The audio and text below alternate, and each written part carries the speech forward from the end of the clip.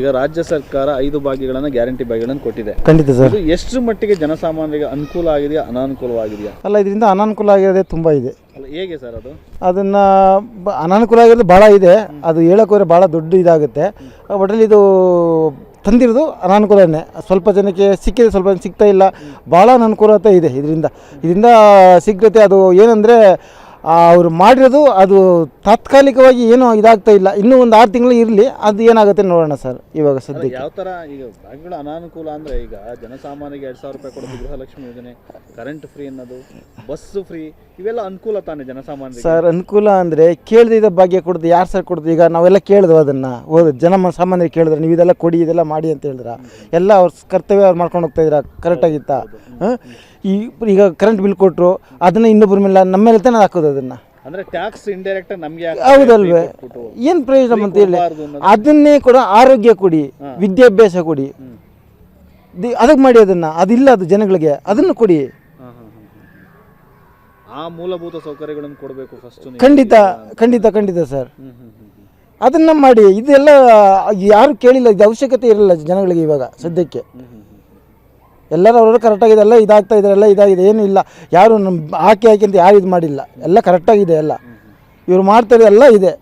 ಅದನ್ನು ಮಾಡೋದನ್ನು ಹಣವನ್ನು ಅದು ಏನಕ್ಕೆ ಉಪಯೋಗ ಮಾಡಬೇಕು ಅದನ್ನು ಉಪಯೋಗ ಮಾಡಿದ್ರೆ ಎಲ್ಲರಿಗೂ ಉಪಯೋಗ ಆಗುತ್ತೆ.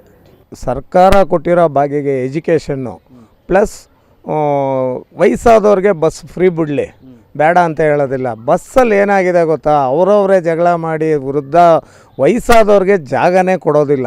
ಈ ಪರಿಸ್ಥಿತಿ ಬಂದು ನಿಂತಿದೆ. ಇವ್ರು ಮಾಡ್ತಾ ಇರೋದು ಸರಿಯಿಲ್ಲ. ಎಜುಕೇಷನ್ ಕೊಡಲಿ, ಮಕ್ಳಿಗೆ ಎಜುಕೇಷನ್ನು, ಮತ್ತು ಮೆಡಿಕಲ್ ಕೊಡಲಿ. ವಯಸ್ಸಾದವ್ರಿಗೆ ಕೂತ್ಕೊಳ್ಳೋಕೆ ಒಂಚೂರು ಜಾಗ ಕೊಟ್ಟರು ಪರವಾಗಿಲ್ಲ. ಅವರವರೇ ಜುಟ್ಟು ಹಿಡ್ಕೊಂಡು ಹೊಡೆದಾಡ್ಕೊಂಡು ನಾವು ಸುಮಾರು ಸಲ ನೋಡಿದ್ದೀನಿ. ಸಿಕ್ಕಾಬಟ್ಟೆ ಜಗಳ ನಡೆದ. ಆ ಭಾಗ್ಯಕ್ಕೆ ಬದಲು ಎಜುಕೇಷನು ಪ್ಲಸ್ ಮೆಡಿಕಲ್ಲು, ಇದು ಸೀಟ್ಗಳು ಕೊಡಲಿ, ಅದು ಭಾಳ ಒಳ್ಳೆಯದು. 2,000 ರೂಪಾಯಿ ಬರ್ತಾ ಇದೆ ಅಂತ ಹೇಳ್ತಾರೆ. 2,000 ರೂಪಾಯಿ ಯಾರಿಗೂ ಸರಿಗೆ ಸಿಗ್ತಾ ಇಲ್ಲ. ಈ ಯೋಜನೆಗಳು ಬಿಟ್ಟು ನಮ್ಮ ಸರ್ಕಾರ ಏನು ಮಾಡಬೇಕು, ಇದಕ್ಕೆ ಮಾನ್ಯತೆ ಎಜುಕೇಷನ್ ಪ್ಲಸ್ ಮೆಡಿಕಲ್ಲು ಇದನ್ನು ಕೊಟ್ಟರೆ ಭಾಳ ಅನುಕೂಲ ಆಗುತ್ತೆ. ಅದು ನಮ್ಮ ಅಭಿಲಾಷೆ ಸರ್. ಈಗ ನಿಮ್ಮ ಮನೆಗೆ ಈಗ 2,000 ರೂಪಾಯಿ ಗೃಹಲಕ್ಷ್ಮಿ ಯೋಜನೆ ಯಾವ 2,000ನೂ ಇಲ್ಲ, 3,000ನೂ ಇಲ್ಲ. ಬಂದಿದೆಯಾ? ಬಂದಿಲ್ಲ ಸರ್, ನಮ್ಗೆ ಯಾವುದು ಬಂದಿಲ್ಲ. ಸುಳ್ಳು ಅಮೌಂಟ್ ಯಾವುದು ಬಂದಿಲ್ಲ. ಎಲೆಕ್ಟ್ರಿಸಿಟಿ ಬಿಲ್ಲು ನನಗೆ 900 ರೂಪಾಯಿ ಬರೋದು, ಅದೇನೋ ಆಗಿ ತಿರ್ಗಾ 990 ಬರ್ತಾಯಿತ್ತು. ಪ್ರಯೋಜನ ಇಲ್ಲ, ಏನು ಕಮ್ಮಿ ಆಗಿಲ್ಲ ಸರ್.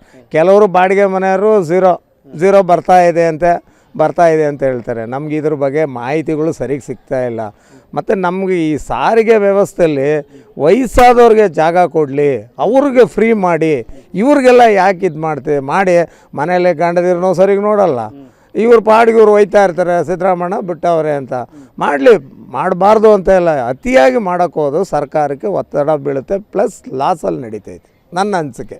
ಸ್ವಾದಿಷ್ಟತೆಯ ಸ್ವಾದ, ತಾಜಾತನದ ಆಹ್ಲಾದ, ಉತ್ತಮ ಆರೋಗ್ಯ ಮತ್ತು ಹೆಚ್ಚಿನ ರೋಗ ನಿರೋಧಕ ಶಕ್ತಿಯ ವೃದ್ಧಿಗೆ ಈಗ ನಿಮಗೆ ಸಿಗುತ್ತಿದೆ ಉತ್ತಮ ಗುಣಮಟ್ಟದ ಪೌಷ್ಟಿಕಾಂಶ Shri Vaidik millet health mix. ಇದು ಸಿರಿಧಾನ್ಯಗಳ ಸಂಪತ್ತು.